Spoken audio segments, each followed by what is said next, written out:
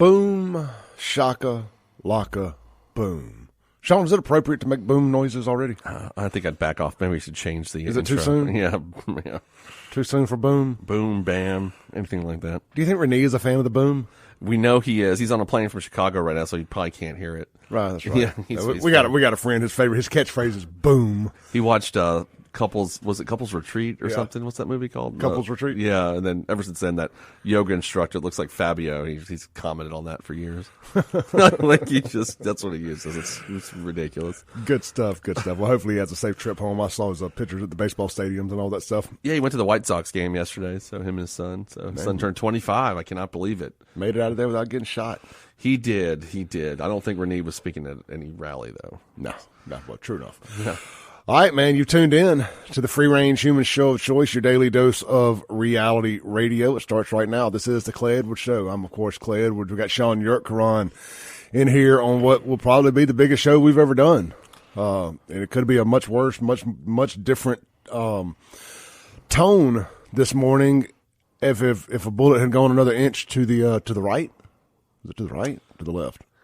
The bullet was coming from the back of his head, right? I think that's what the pictures I keep seeing. Yeah. Somebody might want to correct me, but I think that's what I've seen from the New York Times photographer that caught it real well, What an iconic shot. Is it? Wow. I guess I don't know anything about cameras. The picture, not the bullet. Yeah, I don't know anything about cameras, but apparently like the way that his camera worked, frames per second, I think that's what it's called. It caught the bullet. Yeah, I saw that. It's crazy. It's crazy. Because you just never know what to believe anymore when you see that picture. It's like, was that Photoshop? Did they put that little haze in there or what? But either way, front, back, left, right, we're an inch away from this being a very, very different America. Yeah. This morning. I think Trump was right when he said by the grace of God that didn't happen. And I think for not just for him, I think for all us. But I think something that we all should remember is that there was a man that did die. This guy's Corey Compartre, I think his name. Had just retired, fireman. Yeah. Looked like saved his wife and child. His daughter just turned 20. I put a picture of him up on Facebook, and it was that's a horrible thing. I mean, you just got to think it's like our politics nature of this. There was like a real. I don't mean Trump's not a real person, but you know what I'm saying. Like this, a regular citizen was killed too. So well, I mean, just imagine. If you're on the left and you're lacking any sympathy for this situation, just reverse the roles and imagine an Obama supporter. Because I don't think there's really going to be very many Biden supporters that really want to go to a Biden rally. I don't think Biden ain't a movement. Yeah, no, you know what I mean. It's a different thing. It's a different thing. But let's go back to Obama. Yeah, because like Obama and Trump are very similar in the sense of the passion for their side, for the passion we have for them. 100%. Yeah, I mean, I drove to D.C. for Obama's inauguration, stood in the cold. I mean, I know it's a movement, and definitely it's just like Trump is. So yeah, all right, Corey. Comparator. Thank you. His last tweet was to Cat Turd, and I know that may sound funny, but Cat Turd is it's a Twitter handle, X handle, whatever, kind of a conservative, agitator. Mm-hmm. And I know who he is. Yeah, just a funny guy, funny conservative account, and he had said. Cat Turd had asked, so what's everybody doing this weekend? And his last tweet was, he had replied to him, said, Trump rally, Butler, PA. Yeah, wow. And sad, man. That is just, that's just horrible, just seeing this photos of that guy and his family. And but he's a hero. I'll tell you what, the guy saved his wife and his daughter. And, I would read his daughter's post, but I don't think I could hold it together. I read it. It's powerful. It's really powerful. We would have to go to a break. I think the other two that were shot are doing a lot better. I thought I read late last night. Yeah, I don't know. I think I saw that too. Yeah, so let's pray they'll be okay too. So. Man, I mean, look, I woke up yesterday morning around 6 a.m., 7 a.m., and I had it on Fox News and every YouTube channel and just everything. I mean, I was just all over the place. I didn't consume anything non this. No. Since Saturday at 6 o'clock. No, when you actually, the audience, like Clay actually picked me up from my house right when it happened, and we both had to pull out our phones and watch it on YouTube TV. Luckily, we both had YouTube TV, and it was kind of like, all right, do we want to go out, to the car? Or do we want to just go back in the house and drink beer and watch this on TV? We didn't know what to do. Kind of a struggle for the moment there. Yeah, we went out to dinner and it was like, well, we're still going. And we met another buddy and went out to the Martins at Livingston and had a good time. But it was definitely a different mood. I remember the guy that was playing the entertainment after it was done, I stopped him. I said, I just want to tell you what a good job you did tonight because I know nobody was paying attention. Like everybody's backs were turned, watching the TVs. It was just it killed the mood everywhere. But there was a moment there, and we're going to get into all the details of this, I promise, and all the fallout and what could have happened, what might happen, what should happen, all this other stuff. But we got 2 full hours this morning. Shaun, for a minute there, though, and I know I told you this, it was probably about 9:30, 10 o'clock. I was like, man, I kind of got a little 9:12 feeling. 9:12:01. Mm-hmm. I was like, I feel, I feel Finally. like maybe Finally, this, right. like what pulls America together. And then, of course, I see Benny Boom Boom Thompson's staffer make a asinine comment. And by no means was she the only one that made this asinine comment. There's a lady up in Memphis, too. I got her stuff. But let's go to just talk about Jacqueline Marsaw. Yeah. She's a staffer, a former staffer. Former now. For Benny Boom Boom Thompson, who, frankly, I think is as responsible for this with his rhetoric as anybody. Yeah. I'd agree with that. I'd agree with you 100% on that. I think he needs to regret what he tried to do before, And it goes all the way back to the J6 hearings. Yeah. I mean, just all that stage nonsense. And she says, so if look, if y'all been living under a rock this weekend and this, and you actually have families and a life and this, you didn't throw yourself at this wholeheartedly like we did. Jacqueline Marsaw tweeted or put on Facebook. She goes, I don't condone violence. Well, you're lying. You absolutely do condone violence. She goes, I don't condone violence, but please get you some shooting lessons so you don't miss next time. Oops, that wasn't me talking. Yeah. And I don't feel sorry for her losing her job. I mean, there's consequences and repercussions. I've been a part of cancel culture before myself. But you have to know your position. Yeah. Like, what do you do in life? Who do you work for? You work for a politician? Probably not a good idea, especially a congressman. Probably not a good idea to pretend you can't be fired like he can't. And also, especially a congressman that had previously requested that or tried to put in a bill in to remove Trump's Secret Service protection. So you're already under that cloud, and then you're going to do that? Yeah. I mean, it makes it look even worse. 100%. 100%. Just complete lack of self-awareness. Well, she's been fired, so... Yeah. I mean, there were people, you probably run this, Clay, and I can't give you specific examples now. I could look them up, but, right after 9/11, there were people that made stupid comments, too, that, I think got fired and whatnot. In the situation, and there's always those people. You never notice that there's always those people that are going to exist, that are going to make something that's insensitive or moronic or what you want to call it. Let's we got a call on the Mazda of Jackson phone line this morning. Hey, you're on there. Good morning. I want to thank the Creator for not allowing Donald Trump to be killed, and I want to say this to all the black people, especially black women: y'all need to shut your mouth up. You need to let the black man, whether he want to vote for Trump or not, you need to let a man be a man, because it's always coming from these black women, left liberals. And she should have been fired. And like I say, you talk about a threat to your democracy. We have a right to vote for whoever we have a right to. I don't care if the pastor hear it or who else want to hear it, the boss man hear it. You talk about a democracy. No, America's a constitutional republic. I don't hate the country. I'm not a bigot or a racist. I treat everybody equal. But if black men want to support Trump and you sitting there talking about this, you need to look around Jackson. 75 years controlled by Democrat boulets, and they sit there, and matter of fact, they sit there and share information. If you want to say white supremacy, yeah. So who can you trust? We got a bunch of crummy people running for mayor, Democrats. They ain't worth the salt in my bread. And I thank creators that the man wasn't murdered, because look at the Democratic Party. I'm about business, and I'm not a bigot. So anybody can say what they want to say about me. Like I say, if you want to vote for Trump, I'm tired of people talking about Trump this, Trump that. Trump ain't did nothing to blow black folks. As a matter of fact, he done made more black men millionaires than any white man I ever known. Get your facts right, because like I say, these elite Democrats, they done lost their minds.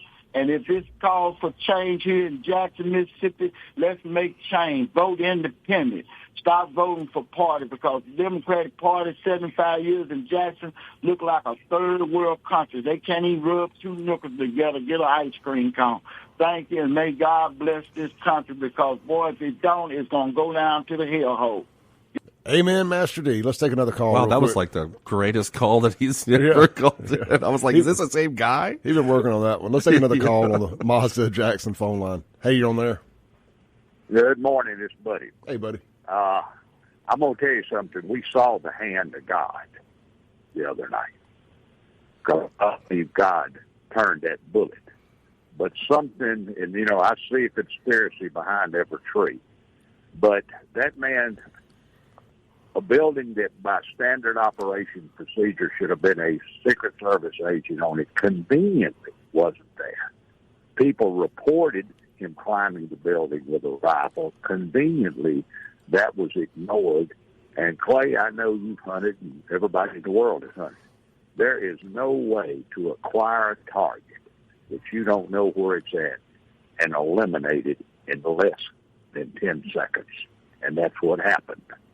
So I'll go to my grave believing this was a setup, a conspiracy, that there were people in our government and the Secret Service in on it. Just like I don't believe Oswald killed Kennedy, and I don't believe that the boy that was accused of killing Bobby Kennedy killed him. They know now they can't beat him, so the only way they can do anything with him is eliminate him. And one other thing, James Carville called for wet work to be done on Trump about 4 weeks ago. Why isn't he in jail this morning? And let me tell you something. I'm all for people saying, God bless America. But God has blessed America richly. I've been all over this world. I've been communist countries with all its flaws and warts. America is the best place in the world to live. And I'm going to tell you the problem. And I'm not holy or religious. Christian people have turned their backs on God and have allowed all the perversions in the world without any stand-up. We need to start blessing God. Yeah, I'll tell you, I'm as guilty as anybody. He's back on us. Yeah, buddy, I was just having that conversation with Shaun off air this morning. I'm as guilty as anybody when it comes to turning my back on God and calling myself a Christian. When I am a Christian, I do believe in God, but I do not put God first like I need to. And, I can't sit up here and throw rocks at anybody else from my glass house, but maybe it's time to get my thing straight. Everybody start praying for a hedge of protection around the president, Mr. Trump and his family, and that God will strike down any that come against him. Yep, buddy. Thank you, brother. Thanks. Have a blessed one, man. Have a great day. Shaun, let's take a break real quick. Okay. We'll stay on schedule this morning. Okay, gotcha. Guns and Gear text line, 769-241-1944. They're already pouring in. The Mazda of Jackson phone line, 601-879-0002. If you call, just be patient. We will get to you. But we got some things we want to talk about, too. So we'll be right back on WYAB. Welcome back into the Clay Edwards Show with Shaun Yurtkuran here on 103.9 FM WYAB. This segment brought to you by our friends over at Men's Health of Mississippi. You just heard the commercial there during the break. Guys, look, if you're suffering from any of those type symptoms, lack of muscle growth, depression, yep, I'm saying depression, it definitely helps with that. Sleep issues, weight, obesity, any of that, man. Get over there. It seems that you could be suffering from low T. It's not a fun conversation to have, but it's a necessary conversation to have. Get out there and get you a free testosterone screening today. That's right, man. Free. All you got to do is text. And I'm always so ill-prepared when I get ready to do these. All you got to do is text 601-327-8550 and just text my name, Clay, C-L-A-Y, Clay, to 601-327-8550. If you're suffering from fatigue, decreased muscle tone, lack of energy, low libido, that's your sex drive, folks. brain fog, sleep disturbances, and it could even help with ED. Guys, you know what I'm talking about. You know what I'm talking about. Anyway, text my name, Clay, 601-327-8550. I'm like the hair club for men guy over here. Not only am I the president, I'm also a client. Not only am I a spokesperson, I'm also a client. Get over there, check it. So is Shaun. Get over there, check them out today. See Scott, Micah, and the whole team. Great folks right up there in Madison, Mississippi. On what is their address here? I got it right here. 120 Fountains Boulevard, Madison, Mississippi. All right, Shaun. Man, there's so many different directions to go with this thing. Yeah. We got a text on the Guns and Gear text line that says a question for Shaun. Let's play a little what if. Mm-hmm. I don't want to spend too much what if time this morning because we got so much real what ifs. Yeah. But let's just say that Trump died. Yeah. Or seriously injured, incapacitated. Mm-hmm. What the hell would the Republicans have done? You know, we spent so much time talking about replacing Joe Biden. Yeah. And me and you actually had a short conversation about this I think before we even got out of Belhaven Saturday night, we started having this conversation. Right. And we didn't know the answer, honestly. But like, what do the Republicans do? I mean, they're in the same situation. I mean, if Trump had died going into the convention, I guess they would have had to vote the delegates to somebody, but Trump hasn't named a VP yet. But I've also heard, no, never mind. Biden can't transfer his money to Kamala until he's been named the candidate. He technically is not hasn't won the convention yet. Yeah. So until the convention, he can't do anything, somebody has said. Okay. All right, so same energy. What happens if Trump, and he hasn't named a VP yet? Yeah, I know. That's really confusing. I would think, I don't know, is it would it be Nikki Haley who had the delegates, the second most delegates? She released hers. I know she did, but I mean, would they go back? I don't know. I thought about that too. I mean, wish she had been the last person standing. I'm getting my guess. That would have gone over like a turd in a punch bowl. Oh, yeah, right. MAGA would have hated that. You want to talk about conspiracy theorists? I mean, you would have heard them. I tell you what, I think, my gut's telling me that and somebody may know this more than I would, but it's just a guess, is that the delegates could have voted on somebody. People could have thrown their name like the way that used to happen. Yeah. I'm guessing that, you could have like Nikki Haley and, whoever else. Vivek Ramaswamy. Whoever, could have just jumped in there and even. I mean, I don't think Ron DeSantis because nobody wants him, but maybe I would take Ron over Nikki. You take Ron over Nikki? I just think he's such a bad campaigner that it would have been the delegates have been like, yeah, maybe not this guy, but I can see a lot. I think Burgum could have thrown his hat in. Marco Rubio could have thrown. I think there's a lot of people that could have just said, okay, vote for me. Yeah, I guess my next concern would be how wiped out is MAGA emotionally at that moment. You know what I mean? It's like are you defiant? And you're like, I will make damn sure that we get rid of Joe Biden now. Mm-hmm. I mean, how can you be any more motivated than we currently are anyway? But I guess you kill the man, but you can't kill the dream.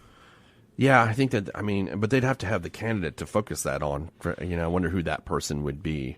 That maybe Vivek, whatever how you say his name. Maybe he's kind of a sort of like Trumpish. He is very polarizing. Yeah, I could see, but because I can't really off the top of my head, I'm trying to think of somebody else that could have that same kind of energy, and it's really hard. It's just kind of hard to recreate that, I think. Well, so we also talked about this. Like I said, me and Shaun have basically been glued to each other's sides since this happened. So we've had a lot of conversations either by phone or in person. I think you have to name a VP immediately. Yeah, and I know the thing I put on Facebook, and I talked to you and Fred about that, and I know it's crazy, but I think, and this is a good way to get segue in this conversation, I think Trump has got a moment right now that very few presidents get. Like he's got such a moment here, and you hear inklings about what he's going to do. He keeps talking about unity, right? He can pivot right now. This is his chance to do that. I think he sounds like he wants to take it from everything I'm hearing and listening and things that are going to be put out.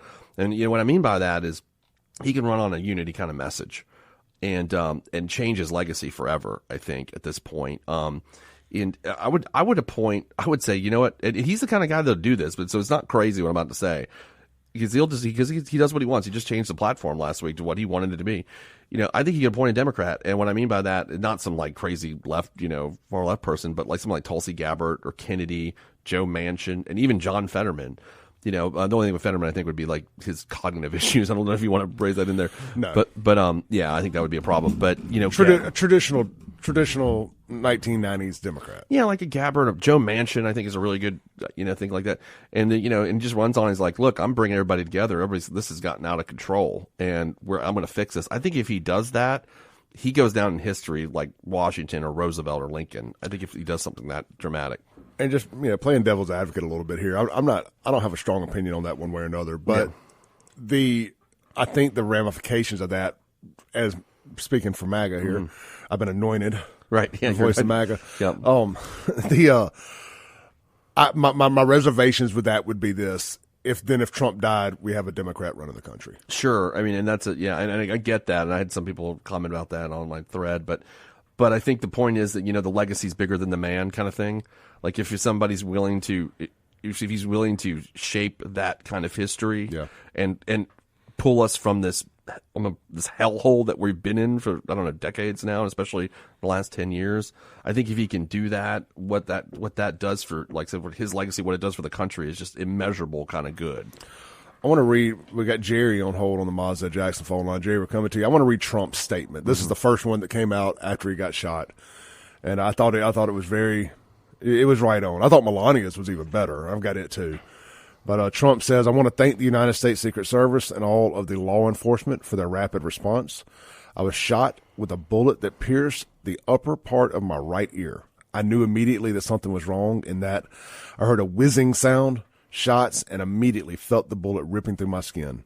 Much bleeding took place, so I realized then what was happening. God bless America. I thought if Clay Edwards had got shot, I'd have jumped up talking about 5 shots couldn't drop me. Going full Trump pock on him. But he kind of did that though a little bit. If you notice, like I kept watching the clip of when they picked him up. Oh yeah, where he said just because fight. Which is just an iconic moment. I think that will go down in history forever. Well, I know you love that. I love Let Me Get My Shoes. Yeah, I know you loved. I know you and Corey loved that part. Remember like, Let Me Get My Shoes. I was like, we got the first black president right here. The man just got shot, got 34 felonies, and he's worried about his shoes. Now, Salty Cracker was like, we got the first gay president. Joking around. I was like, we're talking about his shoes. I was like, no, we from different hoods. I know gay guys love their shoes too. But us hood rats love ours too. I bought some Nikes yesterday just in honor of Donald Trump. Actually, I did. I was like, I don't know, like shoes are that important. You got to get some of the gold, the never surrenders. That's I think ladies and gentlemen, by the way, the next Clay Edwards shirt is "Let Me Get My Shoes." So just be on the lookout for that one. That's coming like next week. Well, I did make a video of it. It's on TikTok and my Instagram. If anybody wants to go see it, at SaveJXN. Michael Applewhite, get your printing press ready for that one. Oh, yeah, for the next shirt. Yep. Just know it. All right, let's go to the Mazda Jackson phone line. We got Jerry on hold. Jerry, I've been looking forward to hearing from you. I've been bombing you with texts. I apologize when No. I see them. Not that you don't see them too, but just delete them. No, so don't bother me. I got a question for you. In the spirit of unity, since we're all coming together, kumbaya, don't you think that Joe Biden should step out and let JFK be the nominee since we're trying to bring the country together? RFK. Why is it always RFK? people on the liberal JFK, side? is he a necromancer? Why is it all? No, I want to say this. I'll let you answer. Why is it always the people on the liberal side calling for someone else to compromise and come together? And we have people like the congressman from New York calling for Trump to be eliminated. Why aren't these people being called by you and your other people to step down or to acquiesce? I mean, seriously, we want to come together, right? You're blaming stuff about Jerry, you just like to argue. You're being an over asshole, so conservative. go F off. I'm sorry. No, I'm not being an Yeah, asshole. yeah, you I'm are. pointing out Sorry. Hey, we're not going to cuss on the radio. Sorry. That's what we're not going to do. I'm just not listening to that crap. Sorry, apologize. We're not going to cuss on the radio. Yep, my apology. Yeah, Jerry, let's not be incendiary just for the sake of being incendiary. Shaun said he's voting for Trump. I don't know what else we can do here. Let's try one more time. Jerry, try not to cuss. I didn't cuss. You did. He did. What then did you I did. say? You said a-hole. No, he called me an I know. asshole. God He dang said, it. you're being an asshole. We're not going to do that. We're not going to do that. Let's take a break. We'll be right back.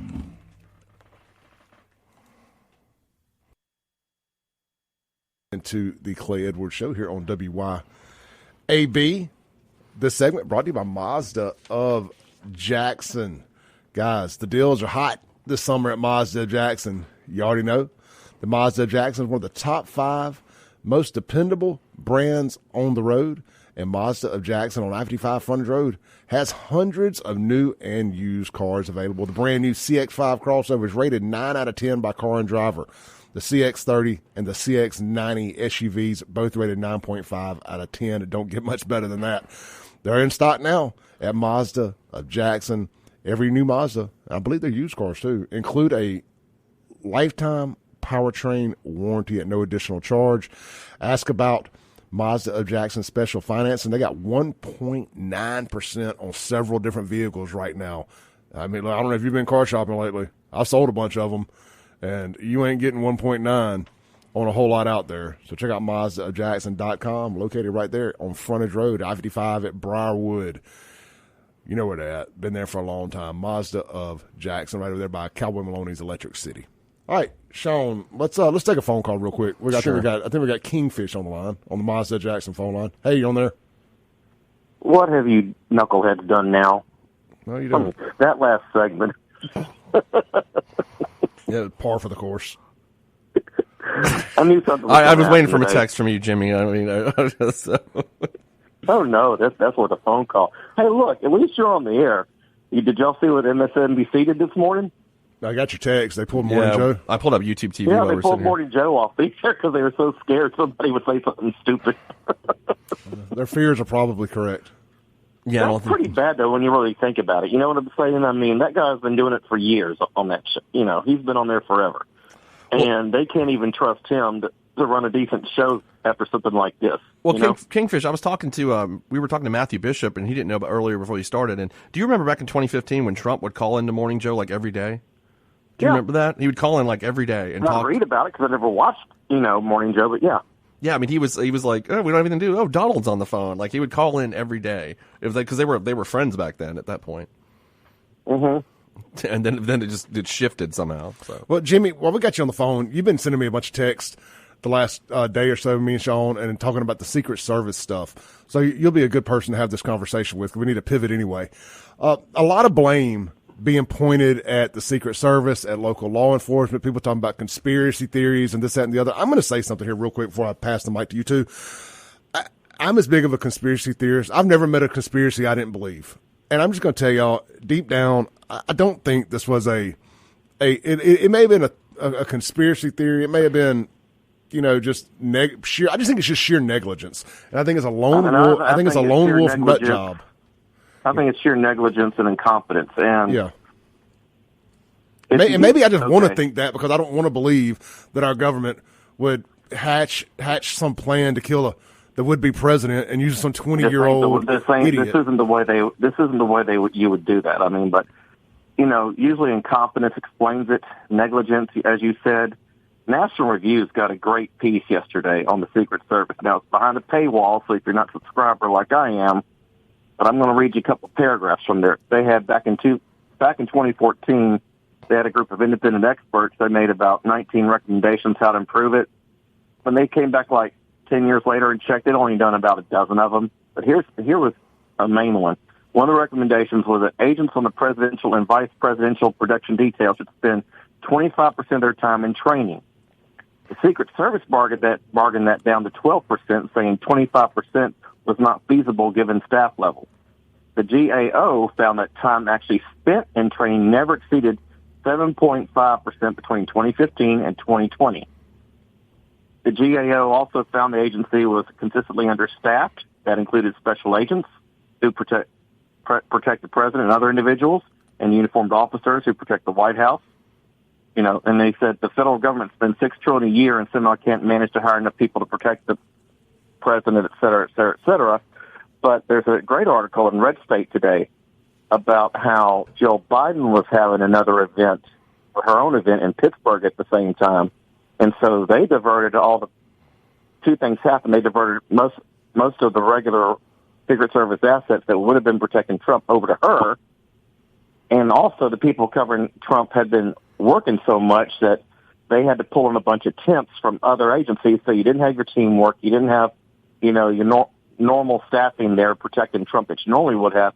Plus they only had like a day or so to go over the protocols, perimeter and all that kind of stuff. Normally it's supposed to be normally it's like a 7-day site scope, all that stuff. And keep in mind, a presidential candidate or former president doesn't get the same level of protection. We all think the Secret Service is the super team, but they don't get the same level of protection that, say, the president does. And apparently when you become the nominee for your party, which has not happened yet, all right, for Trump until later this week, then the Secret Service protection ratchets up another level too, apparently. Yeah. Well, I guess Biden did come out and said that Trump will get the full protection, but we're talking about the same people that won't give RFK Secret Service protection either. Yeah, which is inexcusable. But also this Secret Service, forget her name, but Secret Service director, Cheadle. They're saying she came from Pepsi. Man, they hired a Pepsi person. Well, this is some misinformation out there on the internet. She was at the Secret Service for like 25 years. Okay. Then she went to Pepsi for 3 years and she came back. So it's not like she hasn't been in Secret Service before. That's good information. She's been on the detail, walk post, and all that stuff. She's just incompetent at what the hell she does. And, it is what it is, but there's a picture now floating around showing one of the female agents cowering behind the president. No lie. It's out there. She's also, have y'all seen that one? Well, yeah, she's the same one that was fumbling her gun holster and stuff. Bad look, real bad look. Well, that one too. That was a really bad look. I'm willing to forgive that a little bit, but the rest of it, you let the shooter, you didn't cover that spot. But you know what? When Clinton came back in '92, do you remember that, Shaun? What was that again? When what, 92? When Clinton came back in '92. Came back where? Came back to win. He came to Jackson. I didn't live in Jackson then. Yeah, he had a rally in Jackson. It was down at the end of Capitol Street in front of the old state capitol. And you just start thinking of all those tall buildings up and down Capitol Street. Yeah. It is what it is. But there's one other thing, Clay, is they talk about the violence. Let's look at the violence. Okay, we had a Bernie bro try to take out 8 members of Congress at a softball game. But here's what also is being forgotten. A couple of years ago, during the Brett Kavanaugh, they caught this nut job by his house who'd come from, across the country or wherever. From California. Caught him with firearms. He had zip ties. What do you think the zip ties were going to be used for? By the way, he's been indicted, but they still haven't prosecuted him yet for it. Because they were going through a list of political violence yesterday. It was talking about the congressional baseball game. And then Gabby Giffords, and I'd forgotten about that. It was 2011. I can't remember what the shooter. That was just an apolitical nut job too. Yeah, I think he was right. Yeah, I think he was. That was kind of more like Aurora, just some guy that was just out there in left field that just, he wakes up hearing voices, and I'm going to take out somebody today and be famous. What was Nancy Pelosi's husband's attacker's motive? I can't remember that. That was a gay orgy thing. I think that was just, a random crime or somebody just attracted someone who's because they were a star. Yeah, that guy was a nut job. It may have been quasi-political. It may have been quasi-political, but he was just a nut job. Mm-hmm. Yeah, he wasn't. Believe me, if he'd have been a conservative or a right winger, it'd have been all over the media. We wouldn't be asking because you'd already know it. All right, they would blast that all over the place. Yeah, I assume so. I just couldn't remember what the motive was for this one. I don't even know that this guy is Clay and I were talking about this a lot. They don't know what the motive for this guy was yet either. I'm assuming it was political, probably. It makes sense, but you don't really know. He seems like he's got no social media presence whatsoever. He's kind of just like an apparition almost. Well, he was a registered Republican because he had voted in a local election up there, and I don't think they have independents there or whatever. Anyway, there was some reason you have to be registered to vote. Yeah. For one party or another. I did a little research on it yesterday. Somebody sent me a text or something or another, but he also, on Joe Biden's inauguration day, he donated $15 to Act Blue. I saw that too. Yeah. Which that don't mean no more to me than him being registered Republican. this was political. You don't set up to assassinate the president and it not be political. I know that we go back to Reagan, as smart as that kid was, it's like Carly Gregg. I mean, he knew what he was doing. Okay, yeah. He might be young, but well, there we go. Smart. There's a Reagan example. I mean, Reagan wasn't political either. I mean, it was about Jodie Foster, right? Yeah, you're right. You're right about that, but I got a feeling this one was probably more. I mean, I think he probably was too. I'm just saying he was trying to impress somebody. I put it that way. Yeah, well, also you got minimum 8 years of the mainstream press and the last 4 years of Joe Biden and the Democrats screaming that he's an existential threat to democracy and that America is going to fall and collapse and die if he's voted president. Here's a Joe Biden tweet from June 28th. It says, Donald Trump is a genuine threat to this nation. He's a threat to our freedom. He's a threat to our democracy. He's literally a threat to everything America stands for. I mean, that's going to get a nut job worked up. Yeah. Let's go back to 94, okay? 96 or whenever Oklahoma City happened. Let's go back to that one, all right? When Oklahoma City happened, that was, after Newt Gingrich and all that, the Republicans had retaken Congress for the first time in a quarter century. I mean, Rush Limbaugh was big on the airwaves. I mean, all of a sudden, Oklahoma City happened.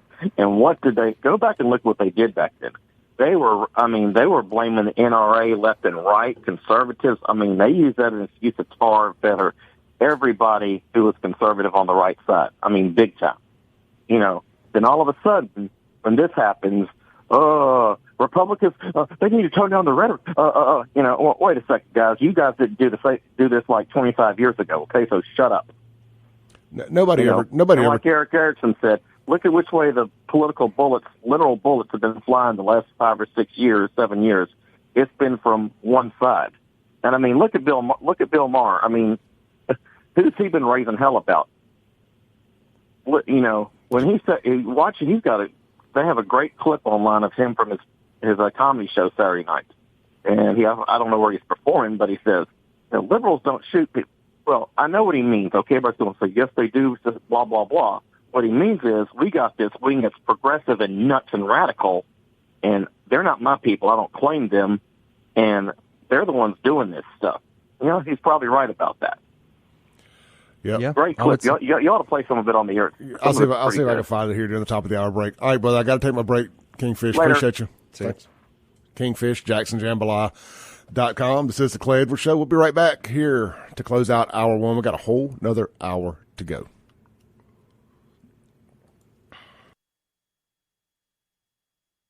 Welcome back into the Clay Edwards Show. Hey, guys, y'all looking for something to do tonight? Get down to Parlor 1886 right here in downtown Flora on Main Street. They are now open on Mondays. Look, Parlor 1886, they call it Flora's Living Room, and for a good reason, man. They're not just a restaurant. They're not just a bar. It is a gathering place and a hangout spot for everybody out here in Madison County and anybody who wants to drive out here to Madison County.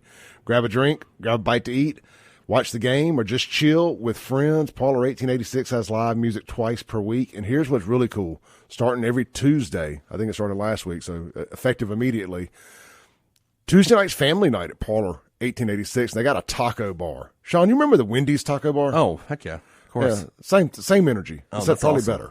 Probably actually real meat and all the that. Wendy's taco bar was, it was good in a pinch, right? Yeah, it served its purpose. I do miss the taco bar. But look, that starts at 6 p.m. every Tuesday night at Parlor 1886. Do we have a minute left? Man, I don't have a whole minute left. I wanted to play this clip of this pastor predicting exactly how Trump was going to be shot 3 months ago.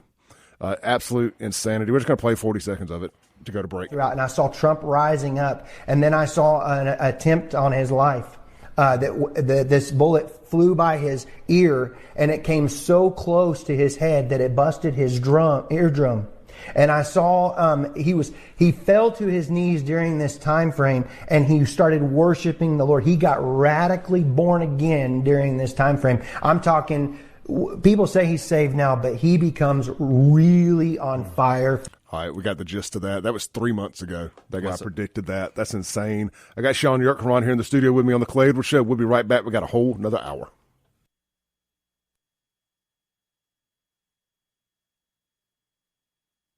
Boom goes the dynamite. It's hour two, the most incendiary show on the radio. I think we proved that in hour one. This is the Clay Edwards Show.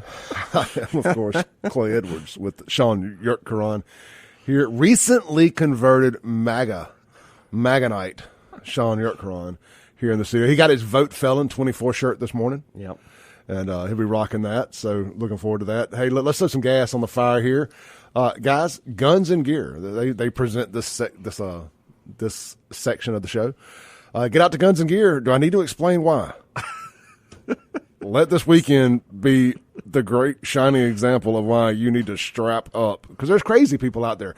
See, we're way less crazy than people think. Like, we're sitting here trying to kind of talk people off the ledge a little bit this morning, and kind of try to bring the temperature down a little bit, contrary to emotions running high.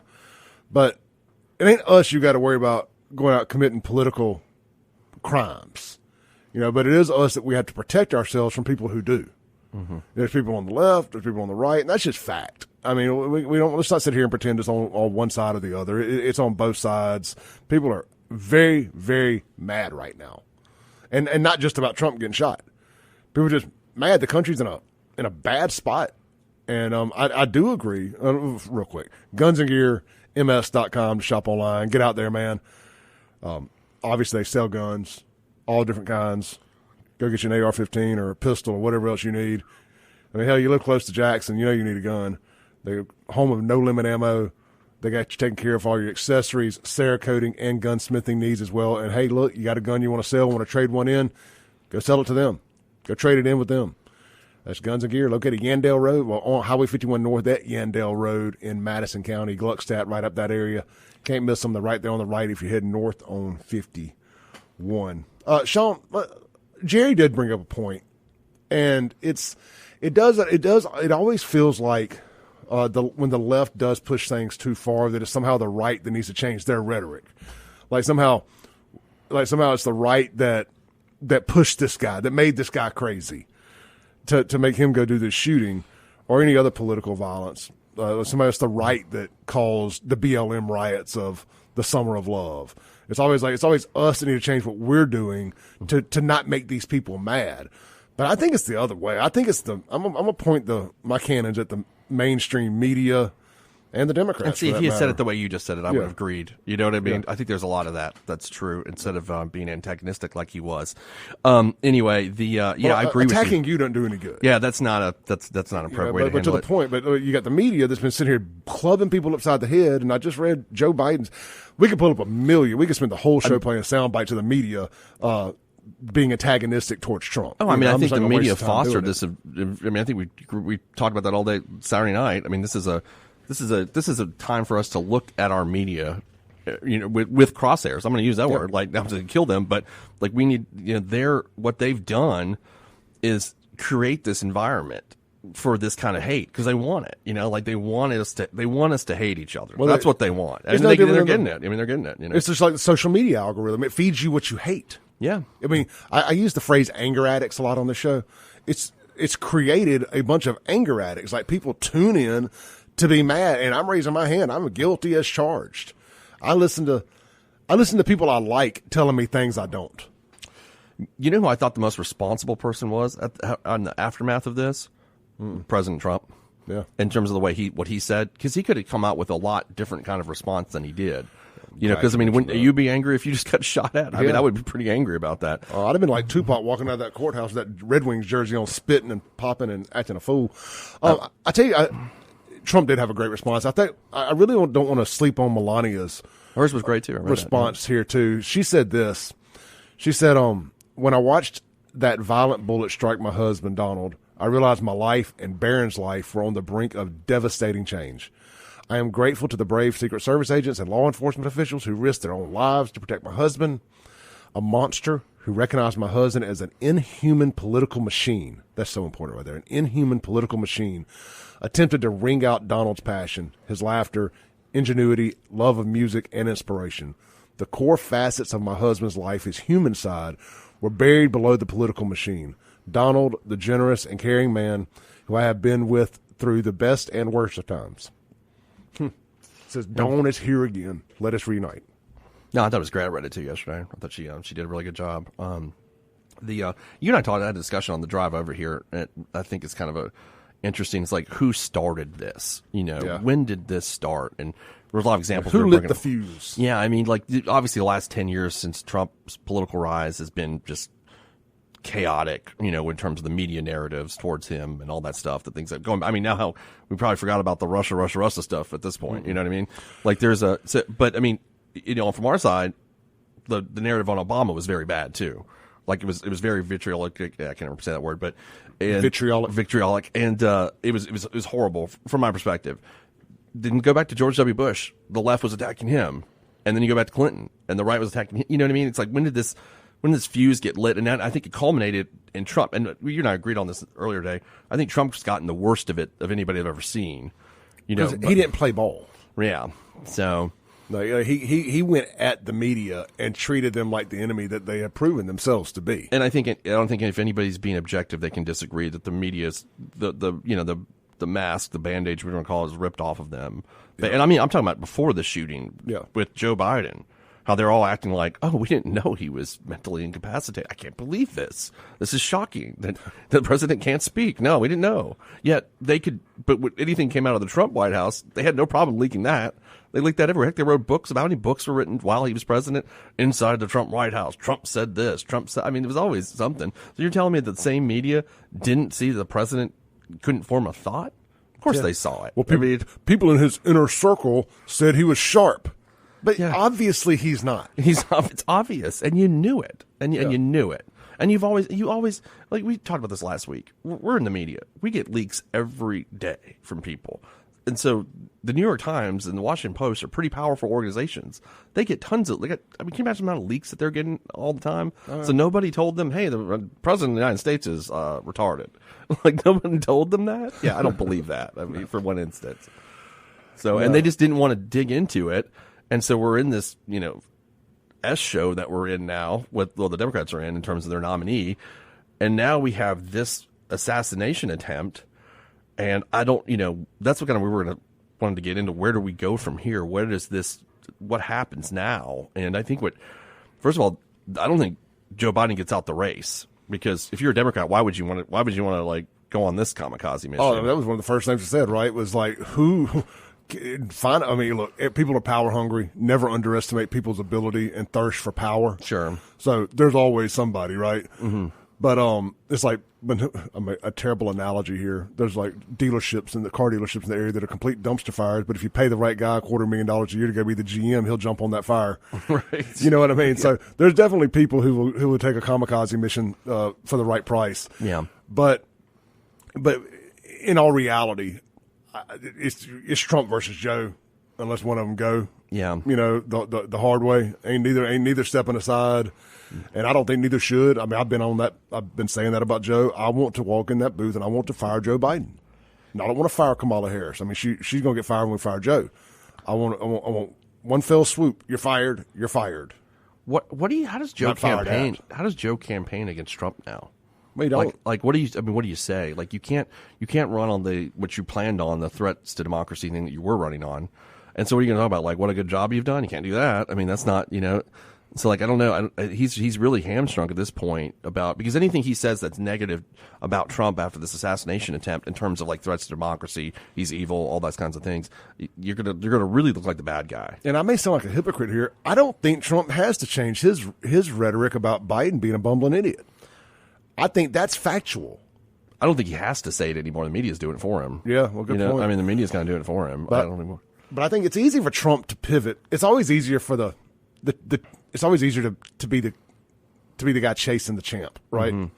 Because the champ's got everything to lose. Yeah, and you can run on hope and everything else.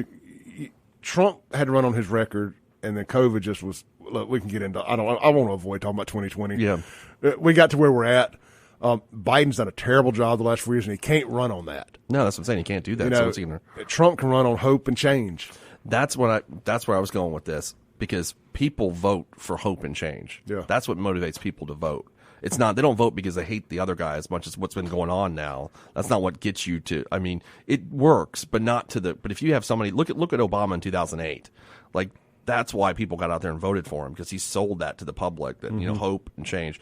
I think Trump's got a pivot point here where he can do that, where many presidents don't get that opportunity. He's really got a moment here. We'll see it. I think we're going to see it this week at the Republican National Convention and his speech and what his speech sounds like. And if he does that, it's going to be a ridiculous landslide. I think it's going to change the narrative forever. It's got the potential to be the most iconic presidential speech since the invention of recordability. Yeah, I can't. Recordability, is that a word? Radio, internet, phone, TV, all that. One I did watch a month ago was Bobby Kennedy's speech at the 1964 Democratic National Convention, year after JFK was killed, almost a year. And if you should go back and watch it, it's pretty neat. They had a standing ovation for I forget, it was 20 minutes. It was after his brother got shot. His brother got shot. Yeah. It just wouldn't stop. It just wouldn't stop. And it's a pretty neat thing to watch. But I think Trump could evoke that kind of moment now with this speech. And I think I think if he does it right, and he's hinting towards wanting to do it right, everything that he said, what's coming from the campaign, and because there's smarter political strategists than me, so I'm sure they're thinking that right now. This ain't the time to go, attack anybody. This is the time to talk about I'm going to bring the country together. This is what I'm about to do. We got to stop this. And I think he does that. He wins in a landslide. All right. On the Mazda Jackson phone line, we got a call this morning. Hey, brother, what's up? Antifa and the Democrat extremists are a threat to democracy. In fact, they are. Guys, the funny thing about it, we haven't heard nothing at all about Joe Biden being unfit because he's got dementia or Alzheimer's since this happened. Well, no, it's actually giving Joe an opportunity to get in front of the cameras and talk about something other than Joe Biden. Exactly. But, even the media, and then I've watched a little bit of everybody here lately just to see what they're saying. They all say Joe Biden is a threat to democracy, whether it's The View, Anderson Cooper, some of the talk show hosts, anything to the left. There's two things they've been preaching. Trump's a threat to the democracy. Even congressmen and senators on the Democrat side have been screaming that for the last 6 months, which they know is a crock of BS. And they've also been screaming about Joe Biden's unfit. Now they're not screaming either one of them. Now they want to be nice to Trump because they tried to kill him.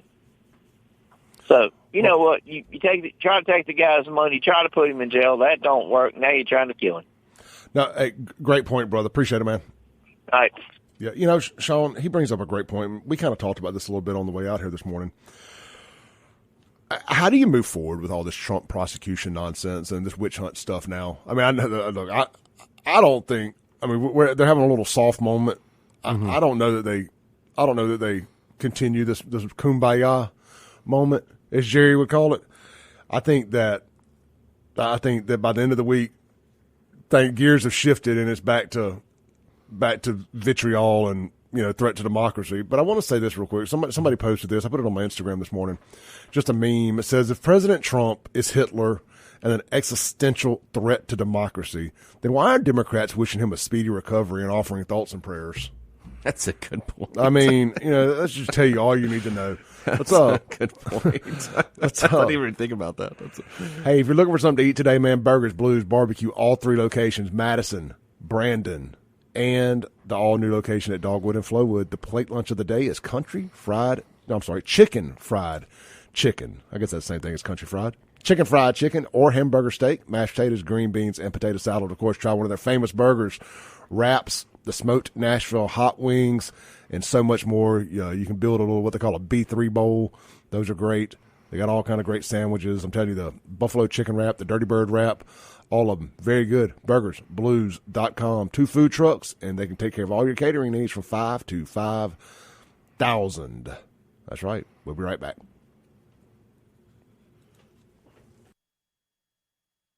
Welcome back into the Clay Edwards Show here on WYAB. The soft, soothing sounds of the Clay Edwards Show with Shaun Yurtkuran.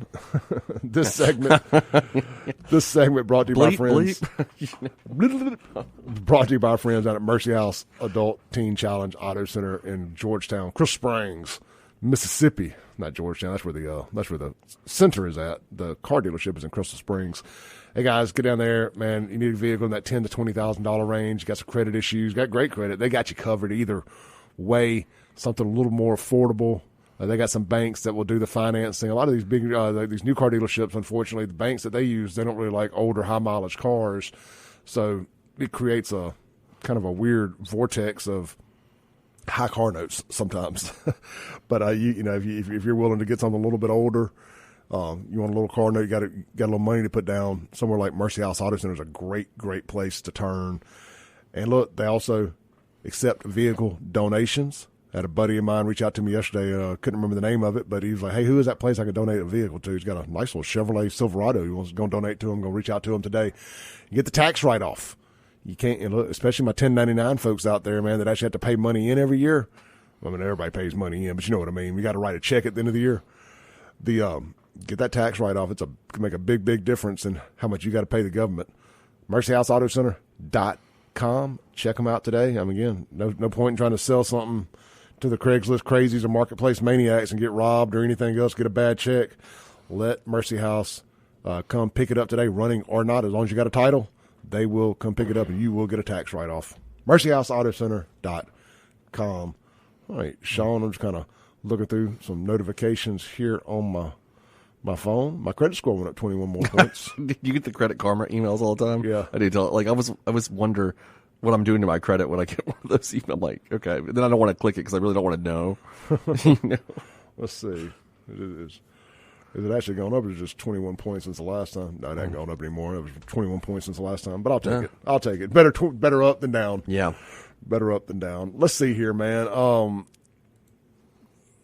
Pivot back over here to our notes. The phone line, Mazda Jackson phone line is 601-879-0002. The Guns and Gear text line, let's read some text, 769-241-1944. And you guys have been on it this morning, so I do appreciate y'all. Reagan can, I can't read all that, brother. Let's just start at the last one. It says the media, Hollywood, sports figures bear a big percentage of the blame for the discourse in America. One thing Trump and every speaker at the convention can do is attack Biden's terrible policies and actions over the past 4 years without naming Biden. When Trump speaks, he should choose the top 4 and 5 counter with what he could try to do to fix the issues. The economy, the border, crime, and war. Trump can hit a home run, but he has to go to swing. Yeah, kind of deciphering that a little bit there. Yeah, Biden's given you enough stuff to nail his at, but you know what I mean? Mm-hmm. He has, and you don't necessarily have to say his name. I mean, I would, like Joe Biden did this, not Donald Trump, Joe Biden and his policies and the people behind Joe Biden did this. Well, like I was saying before, I think you could, run on obviously what you're going to do. This is the whole hope and change issue we were just talking about. Like, I'm going to do this and fix this, and then run on the, I think a unity message is really a good thing for him to do. I think he's going to do. I think you're going to see that. I think that's the message coming from the campaign, at least what I'm reading. And that will, that is going to, it's a momentous moment for him this week. Really. It's a momentous moment for America. Yeah. I mean, I'm not being hyperbolic. I mean, I think you can't underline enough how big of a moment. We're living through absolute historical times. I joke about it a lot because it's in the intro to this that may the times you live in be interesting. We've accomplished that. Mission accomplished. Yeah. I mean, we're living through, this is our generation's, greatest moment or potentially worst. Kind of how this unplays here. Exactly. Unfolds, I mean. And that's, I think 100%. I mean, and that's why I'm, so stuck on this unity thing, because I think it's crazy. I think he might be the one person that can pull us back from that with this speech. I really do. I really think that's that kind of a moment to stop the hate. I think he's got an opportunity. We know there's a saying, it's usually about relationships, that the same things that bring us together are the same things that tear us apart. Yeah. We'll flip it. The same things that tear us apart also bring us together. And bring us together. A moment like this, yeah. It's just going to be, we've always, I always talk about, like, God, when are we going to have a 9/11 moment? Not that we want another 9/11 or any tragic. We want a 9/12 moment. Yeah, 9/12 moment, Where we kind of like, hey, it's more about America than it is us. Look, I have been here. I've been as negative as anybody about Joe Biden. Said it would suit me fine if he dropped dead on stage, of natural causes. Yeah, I was about to say. Natural causes. Yeah. Wouldn't bother me none. And I mean, frankly, I don't know how much I've changed on that, but I will say this. I got to thinking about how close America came to us being in a real different situation this morning. Sure. I mean, like, just going to the gas station outside of Jackson gets a lot more dangerous if Trump if that bullet hits Trump in the head. I mean, you start looking at your neighbors different. I mean, just everything. It deteriorates the fabric of society more. And I just got to think about it. I said, well, okay, if some right-wing QAnon nut job wanted to kill Joe Biden, I think I would jump in front of him and take that bullet to prevent the fallout of what would happen to America, especially with him being the sitting president, and especially with the narrative that they've painted about the right going at minimum to January 6th and MAGA and what they've painted all of us to be. Yeah. No, I mean, I know exactly what you mean. I mean, that's why since I started doing the show with you, like I was day one, I've been before I was ever on against the prosecutions. And the reason was it wasn't necessarily that he may or may not be guilty. I don't know. That's not my point. And I don't care, to be honest with you. What I do care about is the impact that it has on the country, the negative impact prosecuting a former president does, turning that into a political weapon. And this is the same thing, you know what I mean? Like the same thing if this would have happened. It's bigger than one man is what I guess my point is. This is bigger than one man. It's not even about one man. It's about the country as a whole and the damage that it can do, you know. And it, like, had he been killed, it's just that would have been immeasurable problems. You can kill a man, you can't kill a dream, and a dream is way bigger than any man. You know, and I mean, they would have taken us to a place. I mean, I'm not saying we'd had a civil war, but there would have been, what did you call it this morning? Civil unrest? Civil discourse. Yeah. For sure. I mean, we got to quit saying civil war, because that's not what it is. Civil war is where the country splits in half and fights one another. Everybody's got an equal military. I mean, can you imagine if Trump was killed, Clay, and they nominate someone else to the convention, Joe Biden beats that other person in the fall? Can you imagine that scenario? Nobody accepts it. Nobody accepts it at that point. Nobody. And at some point it starts, because there's a bunch of people out here jacked up on SSRIs that are on the verge of committing a mass shooting already. Yeah. You know, you're going to take a bunch of them and push them right on over the edge. I mean, it's easy to, radicalize, especially when the events have played out the way they have. There's these prosecutions, and then there's an assassination. And frankly, and then, you know what I mean? Frankly, it can still happen. Yeah. I mean, they need to keep Joe Biden out of the public. I mean, we do not need anything happening to him if we don't want a domino effect to come downstream and all this stuff still unfold. And and also another thing too, I think is I think actually Trump winning is the best solution for the country because of this. Yeah. You know what I mean? Like if he just goes ahead and wins, then I think it'll bring the temperature down, because right now, especially the left, I mean, they'll attack him again, I'm sure, later down the line, but at least it'll soothe things for a moment. You know what I'm trying to say? I mean, I'm not articulating this right, but I think I know what you mean. Bring the temperature in the room down. Yeah. Let's take a call on the Mazda Jackson phone line. Hey, well, they hung up, never mind. Mazda Jackson phone line, 601-879-0002. Let's see here. Chris chimes in, says, Chris Hinkle says, write down the top things Trump wants to accomplish, then note when he is back in office, who are his biggest roadblocks. When was in before?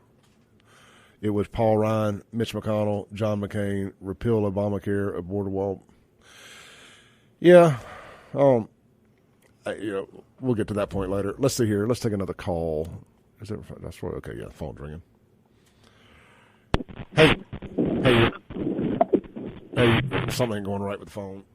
So sometimes if you got bad service, it for whatever reason, when you try calling, it picks up. Let's take a break. I might have blown up the phone line, I guess. Let's take a break, come back, reset the phone line. Mazda Jackson, 601-879-0002. Guns and Gear text line, 769-241-1944.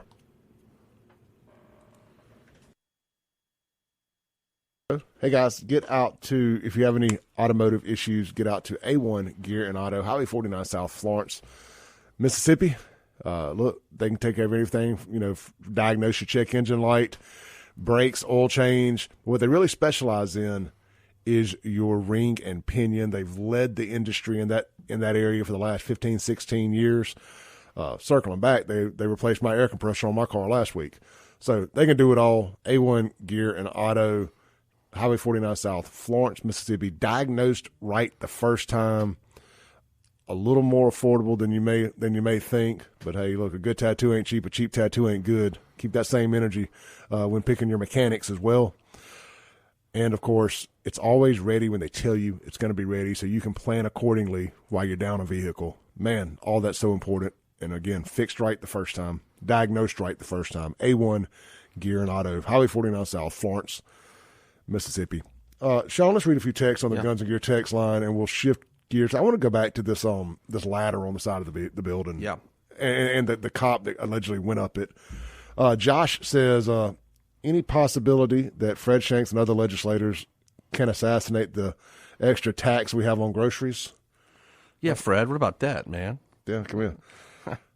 What is something y'all would like assassinated? Not person. Taxes sounds good to me. Yeah, can we start assassinating the tax assassinator instead of the tax assessor? The tax assassinator. The tax assassinator. And also, when we're going to the recall law, we need if I get on that one too. The recall law.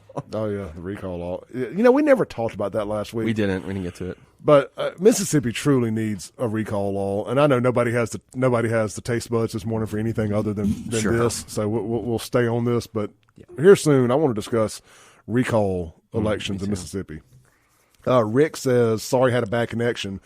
Wanting to speak, phone not cooperating. What I want to say is Trump said a week or two ago that he would end the war in Ukraine. The next day, Putin put out a statement saying that they were definitely taking Trump's statement seriously. We just sent F-16s to Ukraine. If that bullet had found its mark, World War III might be on its way even faster. I hadn't peeled back the geopolitical ramifications of if Trump had got shot yesterday or Saturday. I hadn't really thought of it either. And I can't disagree. The Biden regime seems hell-bent on keeping the war in the Ukraine going for as long as they can, and the military-industrial complex as a whole. It's like, Shaun, it feels like if we can't do nothing else in 2024, we can end wars if we really want to. Yeah, but, how are we going to make money then? Well, yeah, I know. That's what I'm saying. War is big. War is big business. That's one of the scenes. Have you ever watched the movie JFK? I'm sure I have. Yeah, and the Donald Sutherland plays like the CIA operative, whatever that Jim Garrison, the prosecutor, meets with, and he says, he's like, country's power is in its war making abilities, because war is money. It is. I agree. And that's why they want Trump out, is because Trump doesn't want wars. That's why they wanted Kennedy gone. Yeah, you rule with a dictator style iron fist.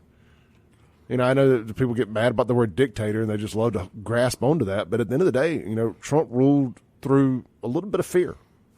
As just being a high testosterone leader, a type A personality. Joe Biden ain't a type A personality. He ain't a leader. And people don't fear Joe Biden. Joe Biden fears stairs. Did you see that meme? Yes, of course. It said my president versus a bullet, your president versus stairs. It's so true. Reagan was kind of like that too. Everybody thought that before he was elected that he was going to be this big warmonger, and that didn't happen. I think the only engagements we have was in Grenada, maybe. I think that was it. Mm-hmm. And then, of course, there was that whole Iran-Contra thing. But it wasn't like a big warring time in the 1980s for the United States. It just wasn't. There was like one incursion that I can remember off the top of my head. So Panama. Yeah, right. No, that was George H.W. Bush.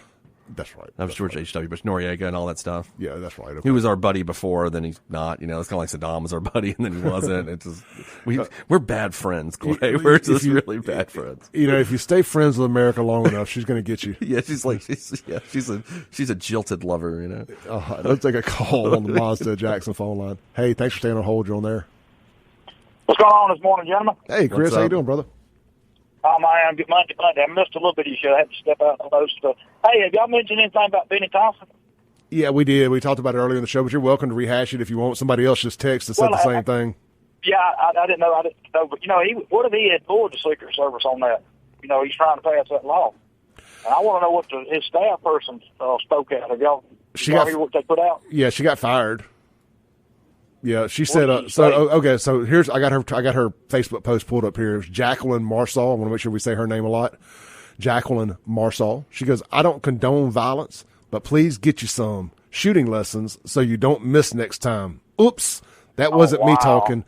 Now she doesn't use a lick of punctuation in this either, but but I wouldn't expect her to. Well, I was talking about earlier, the people that on the other side has done this stuff, they hadn't been convicted, but look at January 6th. I mean, I thought the justice system was supposed to be fast unless it comes from them. Well, the same people, Alex Jones just got sued for like $1 billion or something. Right. Because he accused something of being because he accused that school shooting of being a false flag. Well, there's a lot of people online right now accusing this of being a false flag and that Trump set this whole thing up. I mean, look, if nobody's above the law, if everything's equal, I know a lot of people, starting with the rap replies, that need to be sued for $1 billion for saying this was a false flag. I mean, fair is fair. Well, back when he was running in 2015, they put that comparing him to Hitler and everything. I mean, like the little boy was up there beating the drum. I mean, the Indian was beating the drum in front of, he went after CNN, which I'm glad he won, but I mean, he's right, it's fair, it's both sides. Yeah. But when people can say, kill Trump, and then they turn around and you say something about there, then they're going to come at you. Just like if I burn a rainbow flag, it's hate speech. But you can burn an American flag, BS. I call BS on that one. Yep. Well, the rainbow supremacy are a protected, oppressed regime, so you're not allowed to disagree with anything they say. And that's what they try to do. That's what they're trying to shove so many different thoughts and opinions and mindsets and sexualities and all this other stuff under that rainbow flag of oppression. The only one you won't see under there is an F for freedom or an A for America. But anybody that disagrees with freedom or America, you're protected from negativity. Right. Well, Kim texted me Saturday, man. I got on there and I stayed up all night, but I was going because I always watch MSNBC and CNN. They never went to a commercial. I could not believe that they was on top of it, like they were. But I just wanted to hear them start spinning it. Like the CNN saying, crowd please because of the loud noises. Come on, bro. Yep. Well, we're living in strange days. I was scared something like this was going to happen, but I'm glad the grace of God turned his head. I tell you, got him in there. I know there's people on both sides that have been saying a lot of wild and crazy stuff. I mean, I usually bang that drum, but I had a moment of clarity over the weekend. I'm like, look, we got to come back from this somehow or another because we don't want what's on the other side of this. If we keep going this way. It was a moment of clarity when I saw that, and then then you started seeing people on the other side starting to say, "Oh, wait a minute." Yep. Because I heard a couple of them on the MSNBC, and they come in there and well, this has got to stop. Y'all the one that got this stirred up and going, and they was just didn't say nothing to senators and congressmen coming in over the weekend. But hey, I know you're going to get your break, brother. Y'all be safe, have a blessing, and we'll try to talk to you later in the week. Thank you, Chris. Have a good one, brother. Shaun, circling back to that MSNBC stuff, I got a thing pulled up on Twitter here. Let me do my proverbial. X. X. Yeah. X. It says this is actually one of the trending topics. Is this Morning Joe not being on the air? Is it? Yeah. So it says MSNBC pulls Morning Joe amid Trump assassination attempt. It says MSNBC decided to pull Morning Joe show off the air following an assassination attempt on the former president, Donald Trump. The network made the decision to avoid any inappropriate comments from the show's guests that could reflect negatively on the program and network. The move sparked a range of, this is an AI-generated response, by the way. Yeah. It says the move sparked a range of reactions, with some criticizing MSNBC for not trusting their host, and others supported the decision as a precaution against potentially inflammatory remarks. But there's a good reply up under here from a guy named Bunchy. It says, pulling Morning Joe off the air is an admission. I think it's funny where somebody's saying, like, they're not trusting their hosts. Well, I can give you a really good recent example of why not to trust their hosts. So right after Biden's debate, Joe and didn't he tweet it out? Well, it was right before the debate. He said, you can't handle the truth. And the truth is that Biden is as sharp as he's ever been. Right. And then after the debate, he goes and he he goes and sound like Joe Biden. He goes and says, okay, Biden doesn't need to be president anymore. Do you remember that? Like the day after the debate? And then, I don't know, somehow Mika whipped him all weekend and, did what tied him up, whatever they're into. And then Monday morning, it's Biden is the greatest man ever, by the way. And you guys are crazy. All you guys are, and he's getting angry. He's like, you guys are crazy for trying to talk about the ticket. You're not real Democrats. This is wrong. And everybody coming on the show, because I started watching it after this. You know, I quit watching it during the Trump years. I got it used to be a good show years ago, and then it just got so, you know, just anger, rage show. And then so I've been watching it every morning just because I want to see the hypocrisy, you know, of Joe and like the things and so every morning they have a guest on and they're like, yeah, I mean, he's obviously, you know, unfit and not mentally. And these are Democrats on the show, by the way. They were saying this, you know, and Joe's like, no, you're wrong, and you're going to hell, you know, it's just like that. It's really angry, and I'm like, Joe, you just said the day after the debate that he should not run, and just because Mika took a ball and chain to you and hit you over the weekend, and now your tone has changed, and you're all in. Oh well, you know, we can't talk about this. So I'm glad they pulled him because it was going to be bad. I bet he would say something, you know, that would have just really offended a lot of people. So, 100%. Before we go to break here, I think I saved this last night. There's an FBI. Okay, just talking about throwing gas on the fire. There's a lady named Jenna Howell. She's an FBI employee who works in the NICS firearms background check unit. Posted her disappointment of Donald Trump surviving the assassination attempt. By the way, Jenna has top secret clearance. This is a typical FBI support employee. I'm reading a tweet here from Kyle Serafin. It says, this is a typical FBI support employee, and she hates gun owners. The National Instant Background Check System is y'all know what that is. I don't have to tell you. Anyway, but her Facebook post is this. It says, this girl does the firearm background checks for the FBI. She says, y'all gun-toting, Second Amendment-loving hillbillies better just sit down and stay quiet unless you're going to change your mind on gun control. And she posted a picture of the Grim Reaper playing the claw game. Mm-hmm. And it says, oh, so close. Oh, God, man. See, there's always... Now, I'm all for freedom of speech, but as I've had to learn, there's not freedom of consequences. I just don't know why anybody chooses to be a... What's the word I'm trying to say? Would it be? Yeah, I'm trying to not cuss again. Apparently, I've made that mistake already this morning. Just why everybody wants to be insensitive in a moment like this. You know, it's just like the people I use an example after 9/11. You know, that did that. I just, there's no reason to sit there and make the situation worse than it already is. And I don't know why you would do that. You know, if you want to talk about people hating America, I think it's people like that do. Like now Liz of TikTok is going through and finding all these people who have big boy jobs that have made insensitive comments and doing the left wing magic on them, cancel culture magic, and flipping the script. I don't like it. I hope Jenna can say whatever she wants and keep her job. To be honest with you, but I hope Clay Edwards can too. Yeah, that's all I want. I mean, but if Clay Edwards can't, Jenna doesn't need to. Right. Like, why do you get to say something like... I mean, could you imagine if it was Barack Obama that had got shot? If somebody said something like that? Yeah. I mean, or Joe Biden. Or anybody else. Yeah. I mean, it just... let's use the Obama example for a moment. Because I think he's a better example in my mind comparable to Trump in terms of those kind of iconic figures. 30 seconds. You know, okay. If Obama gets shot at a rally, and somebody in Congressman Schmuckatelli's office in Republican Wisconsin, let's say, whoever... post something like, I wish they had hit him. Just think about that, right? A bad look. That's a bad look, you know? All right. Let's take a break, come back, land the plane for the day with Shaun Yurtkuran here on the Clay Edwards Show.